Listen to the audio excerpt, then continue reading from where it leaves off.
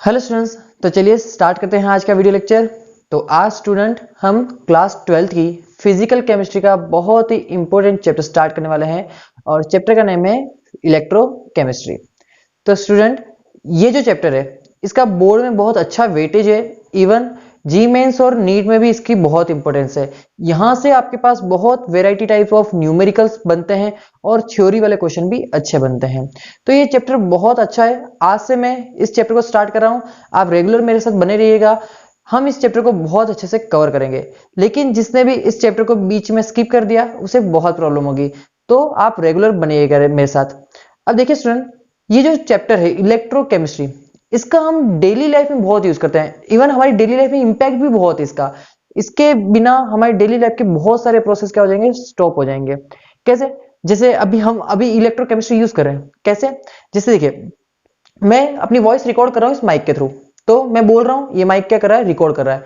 कैसे रिकॉर्ड कर रहा है? तो इसमें क्या लगा हुआ है, एक सेल लगा हुआ है। उस सेल की वजह से क्या कर रहा है, माइक मेरा वर्क कर रहा है। तो इवन और देखें हम तो रिमोट के सेल, टीवी के अपने मोबाइल बैटरीज, ओके, मोबाइल की जो बैटरीज होती है वो, मोटर व्हीकल की बैटरीज, ओके। तो बहुत सारी वेराइटी टाइप ऑफ आपके पास आइटम्स है जहां पर आप इलेक्ट्रोकेमिस्ट्री कंसेप्ट को देख सकते हो। तो यही हमें सीखना है कि इलेक्ट्रोकेमिस्ट्री में आखिर क्या होगा। ठीक है, तो देखिए, इवन एक और चीज मैं बता दूं, इस चैप्टर में आप मोल कंसेप्ट, थर्मोडायनेमिक्स, इक्विलिब्रियम, इन सारे चैप्टर के बहुत से कंसेप्ट यूज करोगे। कोई बात नहीं, अगर आप वो टॉपिक्स भूल गए हो तो कोई बात नहीं, मैं यहां पर आपको रिकॉल करा दूंगा। लेकिन आपको बस इतना सा करना है कि आपको रेगुलर बने रहना है मेरे साथ। ठीक है, तो देखो बेटा, चैप्टर को स्टार्ट करते हैं। तो चैप्टर में है क्या, देखो नाम में ही लिखा है। नाम क्या है इसका, इलेक्ट्रो प्लस केमिस्ट्री। क्या नाम है इसका, इलेक्ट्रो प्लस केमिस्ट्री। तो देखो स्टूडेंट, नाम में ही लिखा है, क्या लिखा है, इलेक्ट्रिक। इलेक्ट्रो मतलब कि इलेक्ट्रिकल एनर्जी होगी कोई। इलेक्ट्रिकल एनर्जी को आप केमिस्ट्री से रिलेट करोगे, मतलब कि यहां पर आप बेसिकली इलेक्ट्रिकल एनर्जी को केमिकल एनर्जी में कन्वर्ट करोगे एंड केमिकल एनर्जी को क्या करोगे, इलेक्ट्रिकल एनर्जी में कन्वर्ट करोगे। तो यही है इस चैप्टर में सीखने की बात। ठीक है, तो देखो चैप्टर को स्टार्ट करते हैं और स्टार्ट करने के साथ ही जो पहला इंपॉर्टेंट टर्म आता है हमारा, वो हमें सीखना है, जो क्या है, इलेक्ट्रोकेमिकल सेल। क्या सीखना है हमें, इलेक्ट्रोकेमिकल सेल। तो क्या होते हैं ये इलेक्ट्रोकेमिकल सेल, आइए देखते हैं। A device which are used to interconvert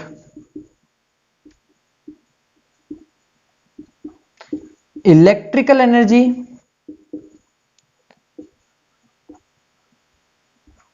and chemical energy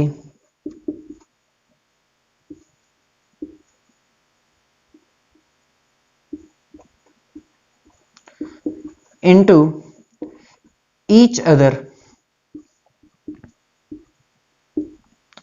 तो स्टूडेंट, क्या होता है, वो डिवाइसेस जहां पर इलेक्ट्रिकल एनर्जी केमिकल एनर्जी में and chemical energy electrical energy में कन्वर्ट हो रही है, वो सारे डिवाइस क्या कहलाएंगे, आपके इलेक्ट्रोकेमिकल सेल्स कहलाते हैं। इवन आप इसे एक और नाम दे सकते हो, इसको एक और नाम क्या दे सकते हो आप, सेल्स।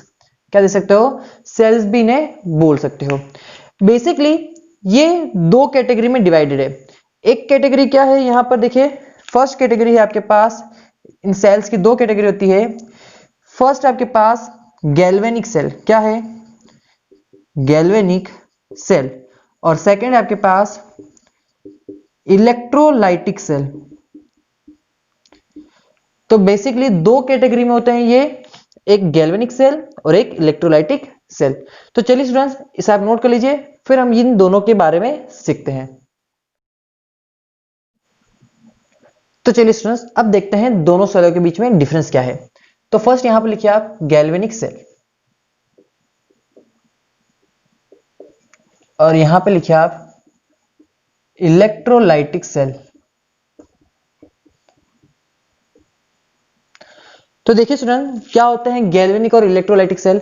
तो आपने छोटी क्लास में पढ़ा होगा, डेनियल सेल के बारे में सुना होगा। तो गैल्वेनिक सेल इसी में गैल्वेनिक सेल का टाइप है, उसे हम अभी फर्दर उसकी भी मैकेनिज्म और उसका फॉर्मेशन कैसे होता है वो हम अभी स्टडी करने वाले हैं। तो उससे पहले मैं अगर आपको गैल्वेनिक सेल की मैं बात करूं तो ये क्या होता है basically, it converts chemical energy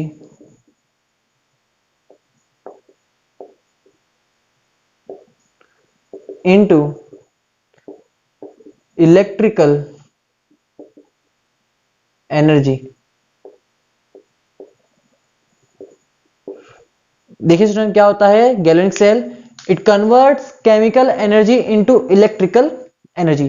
chemical energy को जो भी डिवाइस इलेक्ट्रिकल एनर्जी में कन्वर्ट करता है उसे क्या बोलोगे आप, गैल्वेनिक सेल बोलोगे। इसके एग्जांपल क्या है, तो देखो टीवी के रिमोट की बात करते हैं। देखिए आपने कभी देखा है टीवी के रिमोट में आप सेल डालते हो तो वो वर्क करने लगता है, ऐसा क्या हुआ? तो जो बेसिकली अब जो सेल है ना वो बेसिकली क्या आपका डेनियल सेल है। क्या होता है वहां पर, उस सेल के अंदर कुछ केमिकल फिल्स होते हैं, वो केमिकल रिएक्शन शो करते हैं जिसकी वजह से वो केमिकल एनर्जी किसके अंदर कन्वर्ट होती है, इलेक्ट्रिकल एनर्जी में कन्वर्ट होती है, एंड आपका सेल क्या होता है, वर्क करना स्टार्ट करता है। इस तरह से आपका रिमोट वर्क करता है। इवन हम बात कर रहे हो हमारी वॉच, रिस्ट वॉच की जो सेल होते हैं, ठीक है, बटन सेल जो होते हैं वो, तो ये सारे कौन से हैं आपके डेनियल सेल के ही, सॉरी गैल्वेनिक सेल के ही टाइप से, जहां पर आप केमिकल एनर्जी को इलेक्ट्रिकल एनर्जी में कन्वर्ट होते हुए देख सकते हो। अब बात करते हैं इलेक्ट्रोलाइटिक सेल की। तो देखो जैसे अभी हमने बोला कि यहां पर क्या हो रहा था, केमिकल एनर्जी इलेक्ट्रिकल एनर्जी में कन्वर्ट हो रही थी, तो बस जस्ट अपोजिट यहां पर क्या हो जाएगा, it converts electrical energy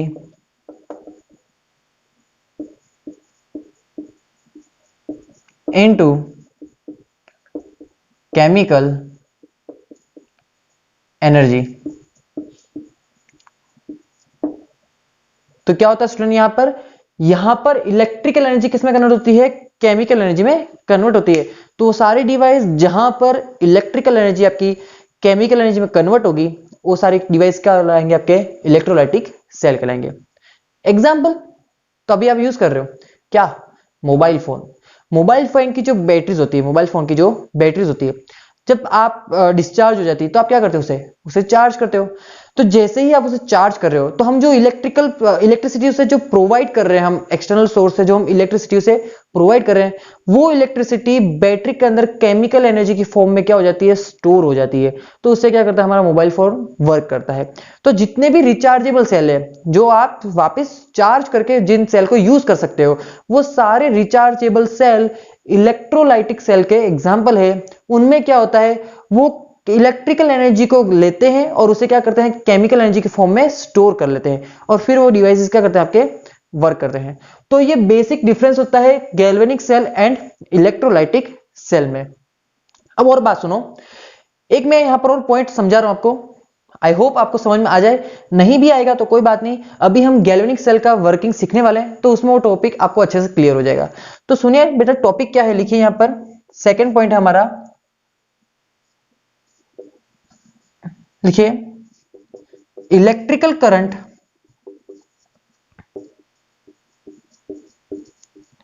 flows due to occurrence of electrical current flows due to occurrence of spontaneous reaction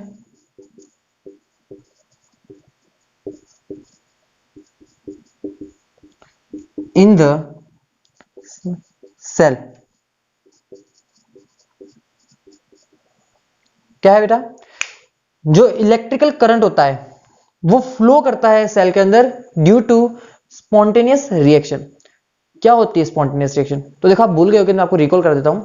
देखिए ये मार्कर है, मार्कर अभी कहां है, यहां पर टॉप पर है, इसे मैं यहां छोड़ दूं, गिर गया, क्या हो गया, गिर गया। क्या ये मार्कर जो अभी यहां पर था, क्या मैं इसे नीचे लेकर आया हूं क्या, नहीं, ये अपने आप आया है। ये मार्कर यहां था, इसे मैंने ड्रॉप किया ऐसे, ये अपने आप नीचे आया। तो जो प्रोसेस खुद से हो, ये प्रोसेस क्या हो, खुद से हुआ ना, मैंने थोड़ी किया। तो जो प्रोसेस खुद से होते हैं वो सारे प्रोसेस क्या कहलाते हैं, आपके स्पॉन्टेनियस प्रोसेस कहलाते हैं। जो प्रोसेस खुद से होते हैं वो सारे प्रोसेस क्या होंगे, हमेशा स्पॉन्टेनियस प्रोसेस और स्पॉन्टेनियस रिएक्शन। अब बताओ ये मार्कर यहां पर है, क्या ये मार्कर यहां से खुद से ऊपर जा सकता है क्या? नहीं जा सकता। तो मतलब कि ये प्रोसेस क्या है, नॉन स्पॉन्टेनियस। तो बेसिकली दो तरह के प्रोसेस होते हैं, एक होता है स्पॉन्टेनियस, एक होता है नॉन स्पॉन्टेनियस। तो जो प्रोसेस या फिर रिएक्शन खुद से होती है वो तो होती है स्पॉन्टेनियस, और जो खुद से नहीं हो सकती वो क्या होती है, नॉन स्पॉन्टेनियस प्रोसेस या फिर रिएक्शन होते हैं। तो अब देखो बेटा, ये जो मार्कर है क्या ये यहां से ऊपर जा सकता है? नहीं जा सकता। क्या ये कभी भी ऊपर नहीं जा सकता क्या?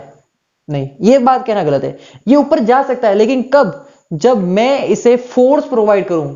मैं इसे अगर फोर्स प्रोवाइड करके इसे ऊपर लेके जाऊंगा तो ही ये मार्कर क्या हो सकता है, ऊपर जा सकता है। ठीक है, तो मतलब कि क्या हुआ कि नॉन स्पॉन्टेनियस प्रोसेस होते हैं बट उन्हें एक्सटर्नल फोर्स कौन है यहां पर, मैं हूं। मैं इसके लिए क्या कर रहा हूं, एक्सटर्नल फोर्स प्रोवाइड कर रहा हूं। तो non spontaneous process external force के थ्रू होते हैं। अगर आप उस पर एक्सटर्नल फोर्स लगाते हो तो ही वो प्रोसेस हो सकते हैं, अदरवाइज वो प्रोसेस नहीं हो सकते हैं। और देखते हैं, घर में पानी भरते हो तो जो पानी नीचे से टंकी में भरना है।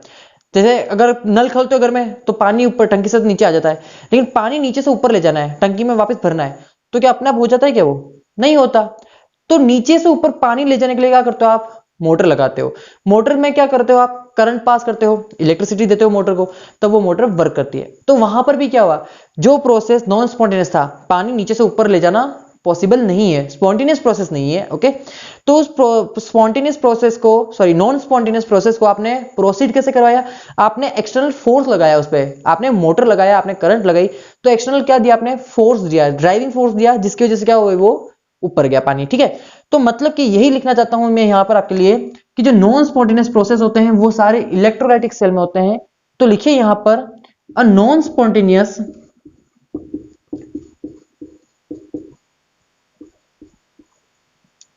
process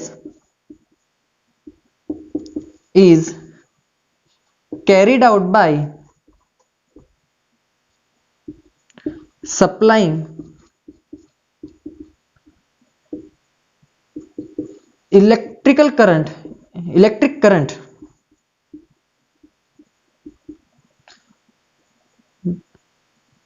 carried out by supplying electric current by external source।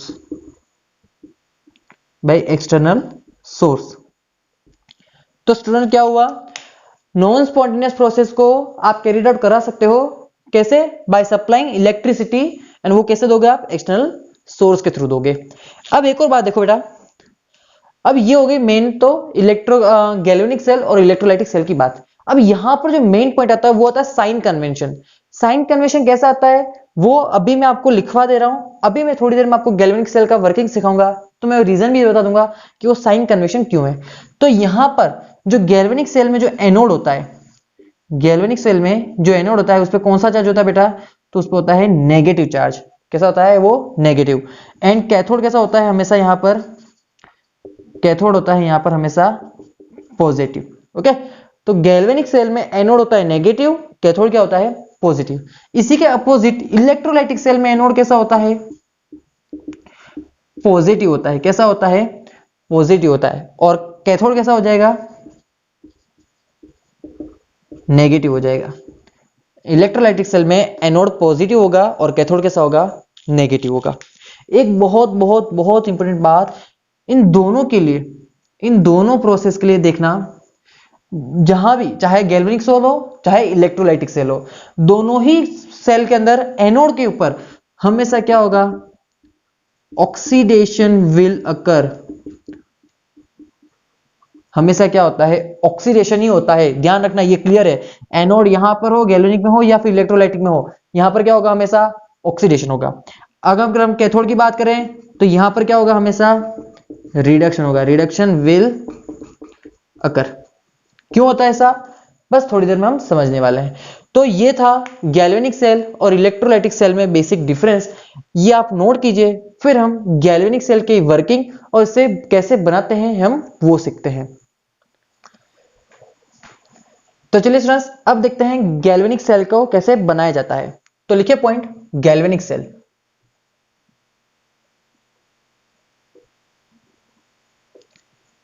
इसे आप वोल्टाइक सेल भी बोलते हो,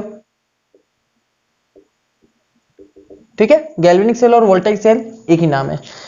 इसमें जो बेसिक हमें पढ़ना है, हमें इसका एक टाइप पढ़ना है, गैल्वेनिक सेल का ही टाइप है जिसे आप बोलते हो डैनियल सेल। क्या बोलते हो आप? Daniell cell. तो क्या होता है डैनियल सेल? देखो, it is made up by zinc and copper electrode. Zinc and copper electrode. तो डैनियल सेल में मेनली कौन से इलेक्ट्रोड यूज आते हैं? जिंक एंड कॉपर यूज आते हैं। अब देखिए यहां पर बहुत इंपॉर्टेंट बात है, नोट कर लेना, रट लेना इस बात को। तो यहां पर एक नोट है बहुत इंपॉर्टेंट। देखिए बचपन में आपने सीखा है, क्या सीखा है? जो मेटल की रिएक्टिविटी सीरीज होती है, जो मेटल की रिएक्टिविटी सीरीज होती है, उसमें जिंक कॉपर से ऊपर लाई करता है। मेटल की रिएक्टिविटी सीरीज में जिंक कॉपर से ऊपर लाई करता है। इट मींस जिंक क्या है? Zinc is more reactive. Zinc is more reactive than copper. अगर जिंक इलेक्ट्रोकेमिकल सीरीज में जो मेटल की रिएक्टिविटी सीरीज है उसमें अगर ऊपर लाई कर रहा है कॉपर से, तो उसका मतलब ये होता है कि जिंक क्या है? मोर रिएक्टिव है देन कॉपर। तो इससे क्या पता चलता है हमें? So zinc is more electropositive metal. It means zinc is more electropositive metal. Zinc की रिएक्टिविटी हाई है, इसलिए जिंक क्या है? मोर इलेक्ट्रोपॉजिटिव है। मोर इलेक्ट्रोपॉजिटिव का मतलब क्या हुआ स्टूडेंट? मोर इलेक्ट्रोपॉजिटिव का मतलब ये होता है कि जिंक की इलेक्ट्रॉन को डोनेट करने की टेंडेंसी हाई है। जिंक की इलेक्ट्रॉन को डोनेट करने की टेंडेंसी हाई होती है। जो भी मेटल इलेक्ट्रोपॉजिटिव होते हैं उनकी टेंडेंसी होती है, उनकी प्रॉपर्टी होती है कि वो इलेक्ट्रॉन को डोनेट कर सकते हैं। तो यहां पर हम लिख सकते हैं ये हमारा जो जिंक का मेटल है ये क्या है? मोर इलेक्ट्रोपॉजिटिव है। ये मोर इलेक्ट्रोपॉजिटिव मेटल है। ओके, इट मींस यहां से हमें यह पता चलता है कि इसके पास क्या है? हाई टेंडेंसी टू डोनेट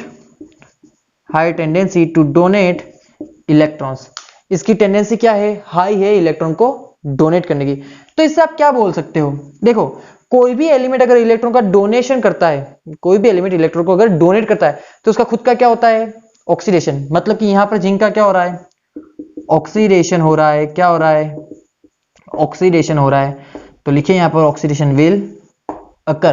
क्या हो सकता है? जिंक का ऑक्सीडेशन होगा। मतलब कि यहां पर क्या हो रहा है? जिंक क्या है? हाईली इलेक्ट्रोनेगेटिव है, सॉरी हाईली इलेक्ट्रोपॉजिटिव मेटल है, इसलिए इसका क्या हो रहा है? ऑक्सीडेशन हो रहा है। और बस अभी थोड़ी देर पहले हमने पढ़ा था कि हमने जब गैल्वेनिक सेल और इलेक्ट्रोलाइटिक सेल के जब डिफरेंस की बात की तब हमने पढ़ा था गैल्वेनिक सेल में जिसका भी ऑक्सीडेशन हो रहा है वो कौन है? एनोड। कौन है? एनोड। मतलब कि जिंक कौन है यहां पर? आपका एज अ एनोड वर्क करेगा। जिंक क्या करेगा? एज अ एनोड वर्क करेगा। एक बात क्लियर हो गई कि एनोड कौन होगा। बस अब आ जाओ कॉपर पे। बताओ कॉपर क्या है?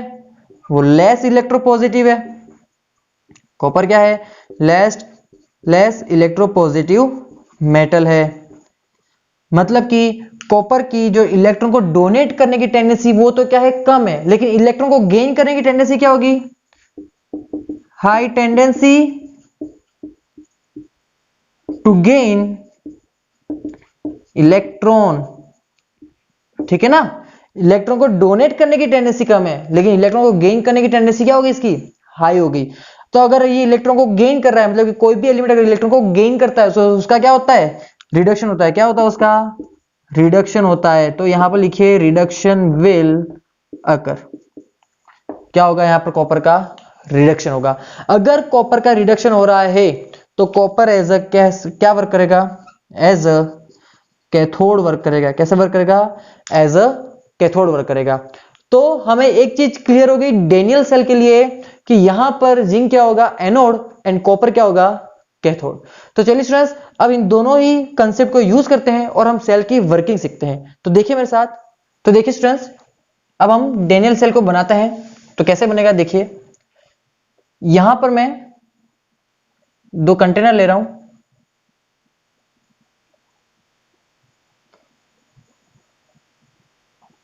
कंटेनर में हम दोनों इलेक्ट्रोड को रख देंगे।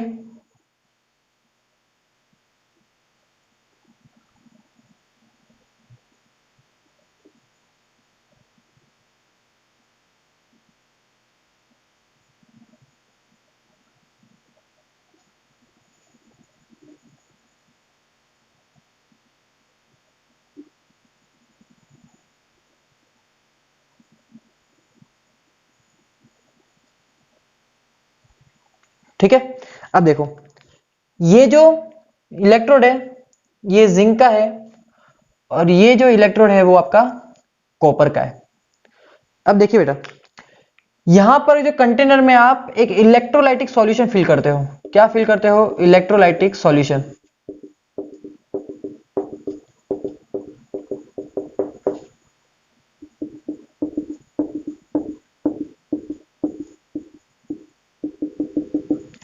क्या फिल किया है हमने यहां पर? इलेक्ट्रोलाइटिक सॉल्यूशन फिल किया है। तो कौन सा इलेक्ट्रोलाइटिक सॉल्यूशन है? तो देखो ध्यान से, याद रखना आपको कि जो भी मेटल ली आपने, जो भी मेटल ली है आपने, उसी का क्या करना है? वाटर सॉल्युबल सॉल्ट यूज करना है। जो भी मेटल यहां पर आपने इमर्स की है, डिप की है, उसी मेटल के सॉल्ट का एक्वस सॉल्यूशन, या फिर ये बोल सकते हो उसी मेटल के सॉल्ट का वाटर सॉल्युबल सॉल्ट लेना है। वाटर सॉल्युबल सॉल्ट मतलब कि यहां पर मैं मान लीजिए मैं ले लेता हूं ZnSO4। क्या ले लेता हूं? ZnSO4 एक्वस, उसका एक्वस सॉल्यूशन ले रहा हूं। ठीक है, मतलब कि वाटर के अंदर जिंक सल्फेट का सॉल्यूट ऐड करके उसका एक्वस सॉल्यूशन बनाया, वही यहां पर एक्वस सॉल्यूशन आपको लेना है। जो भी मेटल की रोड है उसी मेटल के सॉल्ट का क्या लेना है आपको? वाटर सॉल्युबल एक्वस सॉल्ट लेना है। इसी तरह से यहां पर क्या ले लोगे आप? यहां पर ले लोगे आप कॉपर सल्फेट एक्वस। अब ध्यान से सुनिए, आप एक्वस सॉल्यूशन की बात कर रहे हो, ठीक है, और हमें अभी बोला है ये मैंने कि वाटर सॉल्युबल। वाटर सॉल्युबल का मतलब क्या होगा कि आपका जो ZnSO4 है, जो आपका ZnSO4 है, ये वाटर में Zn+2 प्लस SO4 2 माइनस की फॉर्म में क्या होगा? डिसोसिएट होगा। इसी तरह से यहां पर अगर कॉपर की बात करें तो यहां पर भी क्या होगा? यहां पर कॉपर सल्फेट वाटर के अंदर कॉपर+2 प्लस SO4 2 माइनस की फॉर्म में क्या होगा? डिसोसिएट होगा। एक चीज क्लियर हो रही ना? सही है, क्योंकि हमने बोला है कि जो भी हम इलेक्ट्रोलाइटिक सॉल्यूशन लेंगे वो क्या होगा? उसी मेटल का एक सॉल्ट होगा जो क्या होगा? वाटर सोल्यूबल होगा। अगर वो वाटर सोल्यूबल है मतलब कि ये सॉल्ट जो भी है आपका वो आयंस की फॉर्म में डिसोसिएट होगा। ठीक है, तो वो ये आयंस होंगे आपके। एक बात क्लियर है? आप समझिए आगे। यहां पर इस सॉल्यूशन में अब Zn+2 and SO4 2 minus sulphate, दोनों के ही आयन क्या होंगे?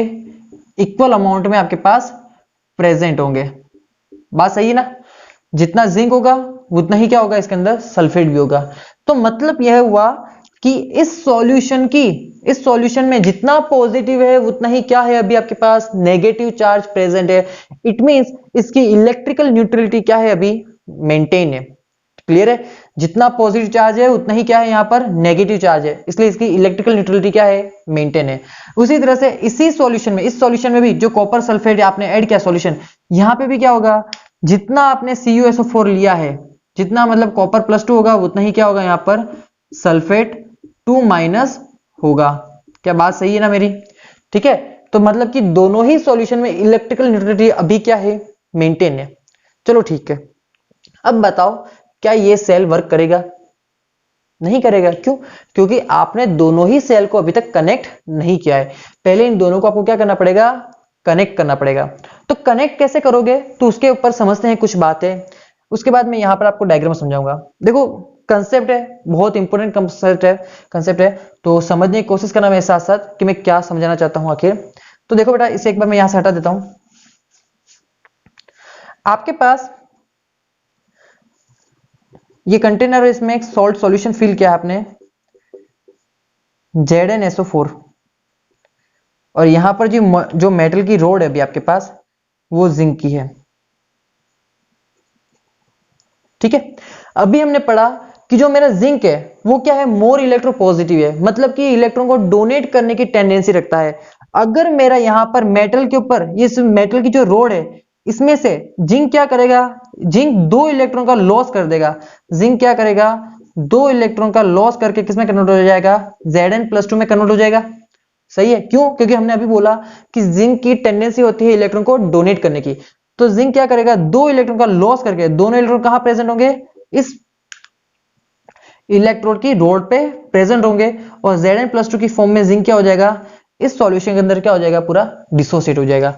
तो हुआ क्या, जिंक ने 2 इलेक्ट्रॉन को लॉस कर दिया और 2 इलेक्ट्रॉन कहां पर प्रेजेंट, अभी इलेक्ट्रोड के ऊपर अकुमुलेट हो चुके हैं। तो मुझे बताओ सॉल्यूशन में पॉजिटिव चार्ज बढ़ गया ना, सॉल्यूशन में क्या बढ़ गया, तो एक जिंक आया एक्स्ट्रा, मतलब कि सॉल्यूशन में पॉजिटिव चार्ज बढ़ गया। सॉल्यूशन में पॉजिटिव चार्ज बढ़ गया मतलब कि सॉल्यूशन रिलेटिवली क्या हो गया है, पॉजिटिव हो चुका है। और इलेक्ट्रोड पे क्या प्रेजेंट हो चुका है, नेगेटिव चार्ज, मतलब कि ये क्या हो चुका है, रिलेटिवली नेगेटिव चार्ज यहां पर आ चुका है। तो मतलब कि जिंक के इलेक्ट्रोड पर नेगेटिव चार्ज आया है, इसलिए जो जिंक जिसे हम एनोड भी बोलते हैं गैल्वेनिक सेल के अंदर, जिसे हम एनोड मान के चल रहे हैं, उस पर कौन सा चार्ज होगा, उस पर नेगेटिव चार्ज होगा। कौन सा चार्ज होगा, नेगेटिव चार्ज होगा। एक बात क्लियर हो गई। अभी हमने पढ़ा था गैल्वेनिक सेल में कि एनोड पे क्या आएगा, गैल्वेनिक सेल के लिए नेगेटिव आएगा। क्यों आएगा, तो उसका रीजन हमने देख लिया। क्या हुआ, जिंक ने 2 इलेक्ट्रॉन का लॉस किया और Zn+2 की फॉर्म में वाटर में चला गया, ठीक है, सॉल्यूशन में चला गया। तो 2 इलेक्ट्रॉन कहां रह गए, इलेक्ट्रोड पर अकुमुलेट हो गए। तो सॉल्यूशन में रिलेटिवली पॉजिटिव चार्ज बढ़ गया, तो इलेक्ट्रोड पर रिलेटिवली क्या हो गया, नेगेटिव चार्ज इंक्रीज हो गया। तो इलेक्ट्रोड पे जो चार्ज है वही साइन आएगा उसके ऊपर, तो क्या आ गया, नेगेटिव चार्ज आ गया। क्लियर एक बात। अब देखो यहां पर क्या हुआ, जिंक ने 2 इलेक्ट्रॉन लॉस तो कर दिया और Zn+2 में कन्वर्ट हो गया। अब इसी टाइम पे क्या होगा कि सॉल्यूशन का Zn+2 जो है, सॉल्यूशन में भी जो Zn+2 प्रेजेंट है, वो Zn+2 क्या करेगा, इन 2 इलेक्ट्रॉन को गेन कर लेगा और Zn sulphide sorry Zn solid की फॉर्म में, जिंक सॉलिड की फॉर्म में क्या हो जाएगा, इलेक्ट्रोड पे जाके डिपॉजिट हो जाएगा। अगर ये Zn जो सॉल्यूशन का है वो इलेक्ट्रोड पर जाकर अगर डिपॉजिट हो गया तो आपकी सेल रिएक्शन क्या हो गई, रुक गई। मतलब कि आपका सेल अब वर्क नहीं कर रहा। क्यों नहीं कर रहा, तो देखो जो Zn+2 पानी में गया उसी का ही दूसरा बाई Zn+2 क्या हो गया, यहां पर आके क्या हो गया, अकुमुलेट हो गया है। ठीक है, तो हुआ क्या, उससे उससे कोई रिएक्शन तो हुई नहीं, कोई रिएक्शन नहीं। तो यहां पर आपका सेल क्या होता है, वर्क करना बंद कर देता है। तो करेंगे क्या हम, देखिए एक और बात आगे बात करते हैं कॉपर के लिए, फिर हम क्या करेंगे वो मैं समझाता हूं सेल को वर्क करवाने के लिए। देखो यहां पर हम ले रहे हैं कॉपर का ये कंटेनर लिया मैंने, यहां पर मैंने कॉपर का इलेक्ट्रोड ले लिया है। ठीक है, ये इलेक्ट्रोलाइटिक सॉल्यूशन फिल कर लेते हैं हम, जो कौन सा होगा बेटा, कॉपर सल्फेट होगा। और इसमें मैंने कॉपर का इलेक्ट्रोड ले लिया। ओके, ये मैंने कॉपर का इलेक्ट्रोड ले लिया। कॉपर की टेंडेंसी होती है इलेक्ट्रॉन को गेन करने की, अभी हमने पढ़ा है कॉपर की क्या टेंडेंसी है, इलेक्ट्रॉन को गेन करने की। तो सॉल्यूशन के अंदर जो Cu+2 है वो 2 इलेक्ट्रॉन गेन करके, वो 2 इलेक्ट्रॉन गेन करके इलेक्ट्रोड के ऊपर जाके क्या हो जाएगा, डिपॉजिट हो जाएगा कॉपर सॉलिड की फॉर्म में। क्या बात सही है ना मेरी, क्योंकि कॉपर की टेंडेंसी अभी हमने पढ़ा है, कॉपर की टेंडेंसी क्या होती है, इलेक्ट्रॉन को गेन करने की। इसका खुद का क्या करता है, रिडक्शन करता है। तो ये 2 इलेक्ट्रॉन गेन करके कहां चला जाएगा, कॉपर सॉलिड की फॉर्म में क्या हो जाएगा, इलेक्ट्रोड पे जाके डिपॉजिट हो जाएगा।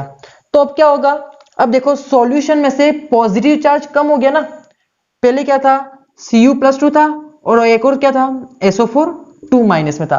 पहले ये सेम अमाउंट में थे, अब एक पॉजिटिव चार्ज मतलब कि एक कॉपर कहां चला गया है, यहां पर सॉलिड की फॉर्म में इलेक्ट्रोड पर क्या हो चुका है, अकुमुलेट हो चुका है। ठीक है, डिसॉर्प्शन हो चुका है। तो इससे हुआ क्या, इससे हुआ क्या बेटा, सॉल्यूशन में क्या बढ़ गया, सॉल्यूशन में पॉजिटिव चार्ज कम हो गया, मतलब कि सॉल्यूशन में क्या बढ़ गया है, अब नेगेटिव चार्ज बढ़ गया है। क्या बढ़ गया है, नेगेटिव चार्ज बढ़ गया। अगर सॉल्यूशन में रिलेटिव नेगेटिव चार्ज बढ़ा है तो इलेक्ट्रोड पर रिलेटिवली कौन सा चार्ज बढ़ गया है, पॉजिटिव चार्ज बढ़ गया है। इसलिए हम कहते हैं कि जो हमारा कॉपर जिसे हम कैथोड बोल रहे हैं उस पे कौन सा चार्ज होगा बेटा, उस पे होगा पॉजिटिव चार्ज। बात समझ में आती है चार्ज की, कि चार्ज कैसे नेगेटिव और पॉजिटिव आया, यहां तक क्लियर है ना। अब देखो आगे, अब क्या होगा। अब पहली और आखिरी बात यही है कि ये दो इलेक्ट्रॉन आए तो आए कहां से, ये दो इलेक्ट्रॉन आए तो आए कहां से, तो ये दो इलेक्ट्रॉन ये इस इलेक्ट्रोड के थ्रू प्रोवाइड किए गए हैं। अब इस इलेक्ट्रोड के पास कैसा है, तो देखो अभी हमने पढ़ा कि यहां पर क्या हो रहा है, इस सेल में क्या हो रहा है, यहां पर जिंक दो इलेक्ट्रॉन का लॉस कर रहा है, क्या कर रहा है, दो इलेक्ट्रॉन का लॉस कर रहा है और किसमें कन्वर्ट हो रहा है, Zn+2 में कन्वर्ट हो रहा है। तो मैंने अभी बोला था कि ये सेल कब वर्क करना बंद कर दिया, जब दो इलेक्ट्रॉन का लॉस किया और वो दो इलेक्ट्रॉन सॉल्यूशन के Zn+2 ने क्या कर लिए, गेन कर लिए थे। तब क्या हो गया, वो Zn सॉल्यूट की फॉर्म में डिपॉजिट हो गया और आपका सेल रेशन यहां पर क्या हो गई, रुक गई। फिर मैंने बोला था कि मैं सेल को वर्क कराना सिखाऊंगा कि सेल आखिर वर्क कैसे करेगा, यहां पर तो रुक गई थी। अब मैं क्या करूंगा, ये जो दो इलेक्ट्रॉन है ना, ये दो इलेक्ट्रॉन इस कॉपर की रॉड को दूंगा। कैसे दूंगा, मैं यहां पर क्या करूंगा, कनेक्शन बिठाऊंगा। कैसे, मैं यहां पर इन दोनों के बीच में एक वायर जोड़ दूंगा। क्या जोड़ दूंगा, वायर।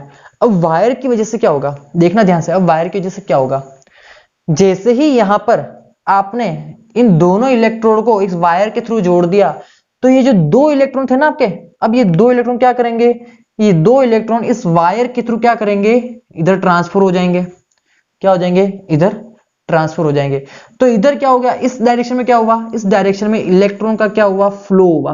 क्या हुआ, फ्लो हुआ। भाई दो इलेक्ट्रॉन कहां गए, वायर के थ्रू इधर चले गए। अगर ये दो इलेक्ट्रॉन वायर के थ्रू इधर चले जाएंगे तो मुझे बताओ क्या सॉल्यूशन का Zn+2 इस पे डिपॉजिट हो पाएगा, क्या नहीं हो पाएगा। तो ये प्रोसेस तो खत्म। एक बात तो आपका सॉल्यूशन का Zn+2 आपका इलेक्ट्रोड के ऊपर डिपॉजिट नहीं हो पाएगा। ठीक है, ये चीज क्लियर, सॉल्यूशन का Zn+2 डिपॉजिट नहीं हो पाएगा। होगा क्या, सॉल्यूशन में क्या होगा, पॉजिटिव चार्ज बढ़ता रहेगा। ठीक है, और दो इलेक्ट्रॉन क्या होंगे, यहां से इधर ट्रांसफर होंगे, और जैसे ही ये दो इलेक्ट्रॉन इधर ट्रांसफर होंगे तो इलेक्ट्रोड कैसा हो जाएगा, इलेक्ट्रोड पे क्या आ जाएंगे, नेगेटिव चार्ज आ जाएंगे। ये इलेक्ट्रॉन क्या करेंगे, सॉल्यूशन के कॉपर प्लस टू को क्या करेंगे, अपने टूवर्ड्स क्या कर लेंगे, अट्रैक्ट कर लेंगे, जिसकी वजह से सॉल्यूशन के अंदर जितना भी Cu+2 है वो क्या होगा, इलेक्ट्रोड पर आकर Cu कॉपर सॉलिड की फॉर्म में क्या हो जाएगा, डिपॉजिट हो जाएगा। तो इससे होगा क्या भाई, इलेक्ट्रॉन यहां से यहां गए, ठीक है समझ में आ गई बात। यहां पर क्या हुआ, इलेक्ट्रॉन इधर गए तो Copper+2 सॉल्यूशन का इस पे जाके डिपॉजिट भी होने लगा। ठीक है बात, तो क्या करें सर, तो भाई समझो अब सेल वर्क कर रहा है कैसे। अगर इलेक्ट्रॉन का फ्लो हो रहा है, इलेक्ट्रॉन का फ्लो कहां से कहां हो रहा है, तो इलेक्ट्रॉन का फ्लो आपके एनोड से कहां हो रहा है, कैथोड की डायरेक्शन में हो रहा है। अरे हो रहा है क्या, दिख रहा है, इलेक्ट्रॉन एनोड से कहां जा रहा है, कैथोड जा रहा है। अगर इलेक्ट्रॉन की डायरेक्शन ये है तो बताओ जब इलेक्ट्रॉन फ्लो होते हैं तो क्या करंट जनरेट होती है, यस होती है। तो करंट का फ्लो क्या होगा, अगर इलेक्ट्रॉन का फ्लो ये है तो ये जो फ्लो है इधर इस डायरेक्शन, ये जो डायरेक्शन आपके, अब ये डायरेक्शन किसकी होगी, अब ये डायरेक्शन होगी आपके करंट के फ्लो होने की। करंट क्या करेगा, इस डायरेक्शन में फ्लो करेगा, मतलब कि आपका करंट कैथोड से किधर मूव करेगा, एनोड मूव करेगा। मतलब कि आपके इलेक्ट्रॉन के ट्रांसफर होने की वजह से सेल में क्या हुई, करंट जनरेट हुई। अगर सेल में करंट जनरेट हुई मतलब कि आपका सेल क्या कर रहा है, वर्क कर रहा है। क्या कर रहा है, वर्क कर रहा है। तो बात समझ में आई कि सेल वर्क कैसे करता है और हम दोनों को क्यों जोड़ रहे हैं। दोनों को अगर जोड़ेंगे तभी इलेक्ट्रॉन का फ्लो होगा एनोड से कैथोड की टूवर्ड्स, और तभी क्या होगी, करंट जनरेट होगी, और वो करंट कहां से कहां फ्लो करेगी, कैथोड से एनोड की टूवर्ड्स फ्लो करेगी। बात समझ आ गई ना। तो चलो इसे अब यहां पर हम रिप्रेजेंट करते हैं पूरे सेल के अंदर। तो देखो ये लिया मैंने वायर, और वायर के थ्रू मैंने जिंक के इलेक्ट्रोड को कॉपर के साथ अटैच कर दिया। यहां पर है मेरा डिफ्लेक्टर जो करंट की डायरेक्शन को शो करेगा।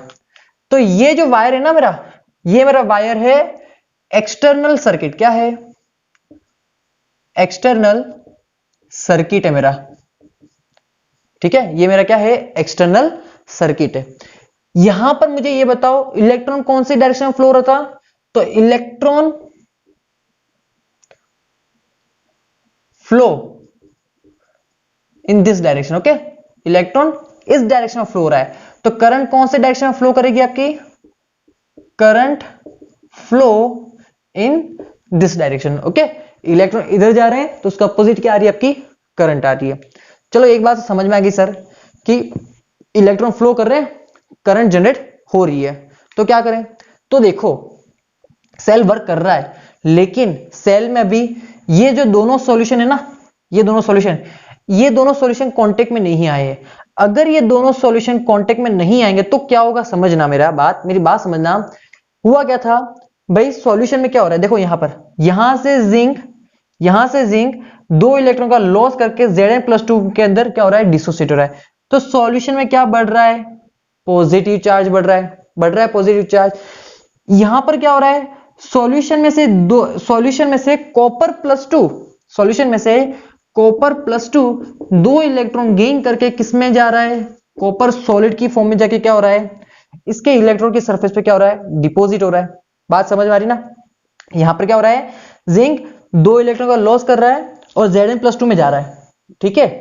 यहां पर क्या हो रहा है, कॉपर+2 दो इलेक्ट्रॉन जो गेन कर रहा है, यहां से जो दो इलेक्ट्रॉन इधर पहुंचे ना, वो दोनों इलेक्ट्रॉन क्या कौन गेन कर रहा है, सॉल्यूशन का कॉपर+2, और वो किस में जा रहा है, कॉपर सॉलिड में जा रहा है। तो हुआ क्या, इस पूरे सॉल्यूशन में क्या हो रहा है, देखो पॉजिटिव चार्ज बढ़ता ही जा रहा है। पॉजिटिव चार्ज क्यों, क्योंकि Zn+2 लॉस होता जाएगा Zn+2 बढ़ता जाएगा सॉल्यूशन में। जैसे जैसे Zn+2 बढ़ेगा तो सॉल्यूशन में पॉजिटिव चार्ज बढ़ेगा, और यहां पर क्या होगा, सॉल्यूशन में नेगेटिव चार्ज बढ़ेगा। क्यों, क्योंकि कॉपर+2 तो डिपॉजिट हो रहा ना, तो सॉल्यूशन में सारा सल्फेट बचा, सल्फेट पे कैसा चार्ज है, नेगेटिव, तो यहां पर नेगेटिव चार्ज बढ़ा। तो देखो क्या दोनों ही कंटेनर के अंदर डिफरेंट डिफरेंट चार्ज आ गया ना, तो मतलब कि इनकी इलेक्ट्रिकल न्यूट्रलिटी क्या हो गई, मेंटेन नहीं रही है। अब जब तक सेल की इलेक्ट्रिकल न्यूट्रलिटी मेंटेन नहीं रहेगी, सेम नहीं होगी, इलेक्ट्रिकल न्यूट्रलिटी मेंटेन नहीं रहेगी, तब तक आपका सेल वर्क नहीं करेगा। तो इलेक्ट्रिकल न्यूट्रलिटी को आपको क्या करना है, मेंटेन करना है। क्या करना है, हमें मेंटेन करना है। तो इलेक्ट्रिकल न्यूट्रलिटी को मेंटेन करने के लिए आप इन दोनों सॉल्यूशन को क्या करोगे, कांटेक्ट में लाओगे। कैसे कांटेक्ट में लाओगे, तो इन्हें आप सॉल्ट ब्रिज के थ्रू कांटेक्ट में लाओगे। किसके थ्रू, सॉल्ट ब्रिज के थ्रू कांटेक्ट में लाओगे। देखो यहां पर एक यू शेप ट्यूब लगाओगे आप, जिसे आप क्या बोलते हो, सॉल्ट ब्रिज बोलते हो। और यहां पर देखो ये यू शेप ट्यूब है, जिसे आप क्या बोलते हो, सॉल्ट ब्रिज बोलते हो।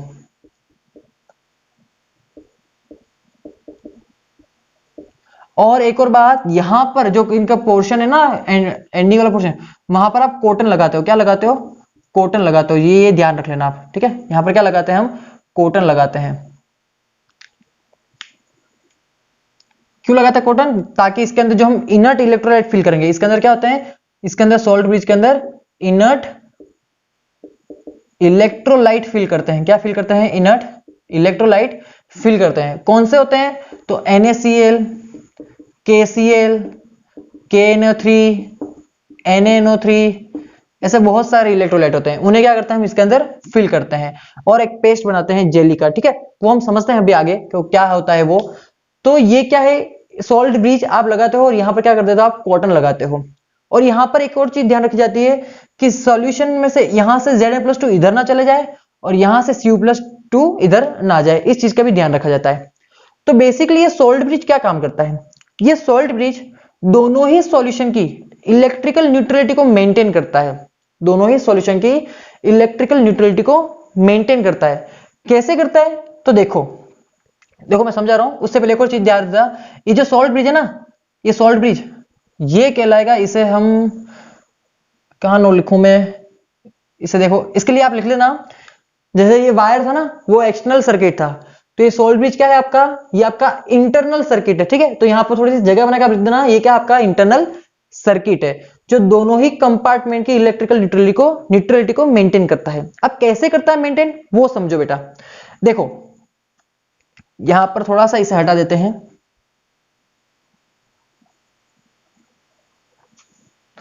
यहां पर नया चेंबर बनाते हैं हम अभी।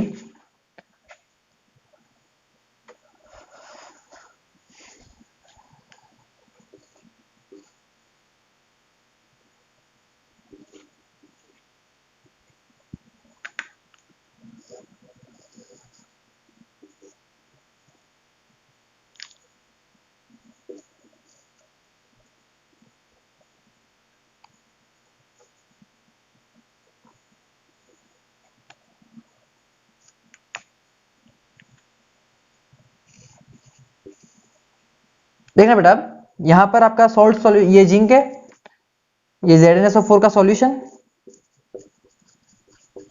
ये आपका कॉपर इलेक्ट्रोड और ये कॉपर SO4 का CuSO4 का सॉल्यूशन। ठीक है, अब देखो होगा क्या बेटा, यहां पर हम सॉल्ट ब्रिज भी बना लेते हैं साथ साथ में, ताकि उसकी वर्किंग भी सीख लें हम। यहां पर आपका NaCl फिल है, NaCl क्या होता है, Na+Cl- की फॉर्म में फिल है। ठीक है, अब होगा क्या, देखो अभी हमने देखा कि यहां पर जिंक के इलेक्ट्रॉन पे क्या हो रहा है, यहां से जिंक 2 इलेक्ट्रॉन का लॉस करके Zn+2 में जा रहा है। ठीक है, तो सॉल्यूशन में इस कंपार्टमेंट में आपका नेगेटिव चार्ज बढ़ रहा है। कौन सा चार्ज बढ़ रहा है, नेगेटिव चार्ज बढ़ रहा है। और इस कंपार्टमेंट में क्या हो रहा है, तो यहां पर सॉल्यूशन में से copper plus two 2 electron gain करके कहां जा रहा है, इस इलेक्ट्रोड की सरफेस पे जाकर कॉपर सल्फाइड की फॉर्म में, सॉरी कॉपर सॉलिडिफाइड हो रहा है। ठीक है, मतलब कि डिपॉजिट हो रहा है। तो सॉल्यूशन में से पॉजिटिव चार्ज क्या हो रहा है, इलेक्ट्रोड पे चला गया, पॉजिटिव चार्ज तो कम हो रहा है ना, तो कौन सा चार्ज बढ़ रहा है, रिलेटिव नेगेटिव चार्ज बढ़ रहा है। तो दोनों कंपाउंड में क्या है, इलेक्ट्रिकल न्यूट्रलिटी मेंटेन नहीं है। तो इलेक्ट्रिकल न्यूट्रलिटी मेंटेन करनी क्यों जरूरी है, तो पहले वो समझो कि अभी क्या हो रहा था, जब तक ये जिंक का रोड 2 इलेक्ट्रॉन का लॉस कर रहा है। ठीक है, ये जो जिंक है ना, यहां से जिंक Zn+2 में डिसोसिएट होकर 2 इलेक्ट्रॉन का लॉस कर रहा है, तब तक आपके इलेक्ट्रॉन क्या हो रहे हैं, यहां से इधर फ्लो कर रहे हैं। ठीक है, इलेक्ट्रॉन फ्लो कर रहे हैं और करंट इधर फ्लो कर रही है, मतलब कि इलेक्ट्रॉन फ्लो हो रहे हैं तब तक करंट फ्लो होगी। इलेक्ट्रॉन ने फ्लो करना बंद कर दिया तो करंट क्या हो जाएगी, फ्लो नहीं होगी। तो सेल क्या हो जाएगा आपका, बंद पड़ जाएगा। तो सेल को चालू रखने के लिए आप क्या करते हो, समझना, अगर सॉल्यूशन में नेगेटिव चार्ज सॉरी यहां पर गलत कर दिया हमने, हाँ पॉजिटिव चार्ज है, सॉरी। अगर सॉल्यूशन में इस कंपार्टमेंट में अगर पॉजिटिव चार्ज बढ़ता गया, तो आफ्टर सम टाइम इस सॉल्यूशन में ये सॉल्यूशन पूरा कैसा हो जाएगा, पॉजिटिव चार्ज वाला हो जाएगा। और ये पूरा सॉल्यूशन कैसा हो जाएगा, पूरा नेगेटिव चार्ज वाला हो जाएगा। अगर पूरा सॉल्यूशन पॉजिटिव चार्ज वाला होता है, तो देखो ये जो 2 इलेक्ट्रॉन इधर फ्लो कर रहे हैं ना, जो 2 इलेक्ट्रॉन यहां से 2 इलेक्ट्रॉन क्या हो रहे हैं, ये 2 इलेक्ट्रॉन इधर फ्लो कर रहे हैं, क्या उन्हें ये जाने देगा क्या, क्यों, क्योंकि पूरा सॉल्यूशन क्या हो चुका है, पॉजिटिव चार्ज वाला हो चुका है। इलेक्ट्रॉन पे कैसा चार्ज होता है, नेगेटिव चार्ज होता है। तो क्या इजीली इन इलेक्ट्रॉन को यहां से जाने देंगे क्या, ये नहीं जाने देंगे। क्यों, क्योंकि सॉल्यूशन में क्या है, पूरा पॉजिटिव। तो और Zn+2 के अंदर डिसोसिएट नहीं होने देंगे जिंक को।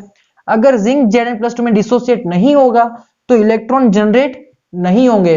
अगर इलेक्ट्रॉन जनरेट नहीं होंगे तो वायर के थ्रू इलेक्ट्रॉन का फ्लो नहीं होगा। अगर वायर के थ्रू इलेक्ट्रॉन का फ्लो नहीं होगा तो यहां से कॉपर+2 इस कॉपर के रोड के ऊपर डिपॉजिट नहीं होगा। अगर ये डिपोजिशन नहीं हुआ तो क्या आपकी करंट फ्लो करेगी, नहीं करेगी ना। अगर करंट ही फ्लो नहीं कर रही है तो बताओ, क्या आपका जो सेल जो आपने रिमोट में डाल रखा है, क्या वो वर्क करेगा, क्या वो वर्क नहीं करेगा ना, ऑब्वियसली बात है भाई। सॉल्यूशन में सारा पॉजिटिव चार्ज बढ़ रहा है, सॉल्यूशन में अगर पॉजिटिव चार्ज बढ़ रहा है तो और जिंक को Zn+2 में डिसोसिएट नहीं होने देंगे ये। अगर जिंक Zn+2 में डिसोसिएट नहीं होगी, और ज्यादा डिसोसिएट नहीं होगी, तो इलेक्ट्रॉन जनरेट नहीं होंगे। और अगर इलेक्ट्रॉन ही जनरेट नहीं हुए तो क्या करंट फ्लो करेगी, क्या नहीं करेगी। तो तब क्या होता है, आपका सेल वर्क करना बंद कर देता है। तो ऐसी कंडीशन में जब आपका सेल वर्क करना बंद कर देता है, तो ऐसी कंडीशन को हमने सॉल्व आउट करने के लिए हमने क्या लगाया है, इनर्ट इलेक्ट्रोलाइट का एक सॉल्ट ब्रिज लगाया है। ये क्या करता है, यहां पर सॉल्यूशन में कौन सा चार्ज बढ़ रहा है, रिलेटिव पॉजिटिव चार्ज बढ़ रहा है। तो इस सॉल्ट ब्रिज का काम होता है कि अगर इधर पॉजिटिव चार्ज बढ़ रहा है तो इसको न्यूट्रलाइज करने के लिए क्या करोगे, इधर नेगेटिव चार्ज ऐड कर दोगे। तो यहां पर NaCl में से जो Cl- है वो कहां मूव करेगा, इसके टूवर्ड्स मूव करेगा। और ये जो Na+ है वो कहां मूव करेगा, वो इसके टूवर्ड्स मूव करेगा। तो सारा जितना पॉजिटिव चार्ज बढ़ा है उतना ही क्या आ जाएगा, Cl- आ जाएगा। मान लीजिए कि 5 मतलब कि 1 पे 2 चार्ज है ना, तो 10 पॉजिटिव चार्ज बढ़ा है, तो यहां से कितने क्लोरीन आ जाएंगे, 10 नेगेटिव चार्ज वाले क्लोरीन आ जाएंगे। तो 10 पॉजिटिव और 10 नेगेटिव क्या हो जाएगा, न्यूट्रल हो जाएगा। यहां पर भी क्या हो गया, यहां पर मान लीजिए कि 10 नेगेटिव चार्ज बढ़ गया है, तो यहां से कितने सोडियम आ जाएंगे, 10 पॉजिटिव चार्ज वाले सोडियम आ जाएंगे। तो वापस क्या हो जाएगा, यहां पर न्यूट्रलाइज हो जाएगा। अगर इलेक्ट्रिकल न्यूट्रलिटी मेंटेन हो गई, मतलब कि ये सॉल्यूशन भी क्या हो गया, न्यूट्रल हो गया, और ये सॉल्यूशन भी क्या हो गया, न्यूट्रल हो गया। तो क्या बताओ, जिंक Zn+2 में और डिसोसिएट होगा ना इजीली। भाई सॉल्यूशन क्या हो चुका है, न्यूट्रल। तो सॉल्यूशन को क्या प्रॉब्लम है अगर जिंक Zn+2 में डिसोसिएट हो, कोई प्रॉब्लम नहीं है। तो सॉल्यूशन क्या करेगा, जिंक को Zn+2 में डिसोसिएट होने देगा, जिसकी वजह से क्या होंगे, दो इलेक्ट्रॉन जनरेट होंगे, वो दोनों इलेक्ट्रॉन इधर फ्लो करेंगे, जिसके वजह से क्या होगी, करंट आपकी वापिस फ्लो होना स्टार्ट होगी। तो मतलब कि अगर करंट फ्लो कर रहा है, जब तक करंट फ्लो कर रहा है तब तक सेल वर्क कर रहा है। अगर करंट का फ्लो बंद हुआ तो सेल की वर्किंग भी क्या हो जाएगी, बंद पड़ जाएगी। तो ये बेटा रीजन था कि सॉल्ट ब्रिज का वर्क, कि हम सॉल्ट ब्रिज क्यों लगाते हैं, और जो हम बोल रहे हैं कि सॉल्ट ब्रिज दोनों ही कंपार्टमेंट की इलेक्ट्रिकल न्यूट्रलिटी को मेंटेन करता है, तो उसका रीजन क्या है, तो वो ये है। तो आई होप अब आपको ये सारी चीजें क्लियर होगी कि एक गैल्वेनिक सेल की फंक्शन क्या होता है, वो वर्किंग कैसे करता है, सॉल्ट ब्रिज का फंक्शन क्या होता है। और आई होप लेक्चर आपको अच्छा लगा होगा। तो ये आप पहले नोट कर लीजिए, और मैं आपसे रिक्वेस्ट करूंगा कि इस लेक्चर के बारे में आप जरूर कमेंट दीजिएगा कमेंट बॉक्स में कि ये लेक्चर आपको कैसा लगा। इस टॉपिक के ऊपर फर्दर हम अब आगे नेक्स्ट लेक्चर में मूव करेंगे। आज का लेक्चर बड़ा हो चुका है, तो अब हम इस टॉपिक को आगे नेक्स्ट लेक्चर में कवर करेंगे। तो चलिए स्टूडेंट्स, ये कंप्लीटली आप नोट कर लीजिए, और अब हम मिलते हैं नेक्स्ट लेक्चर में नए टॉपिक के साथ।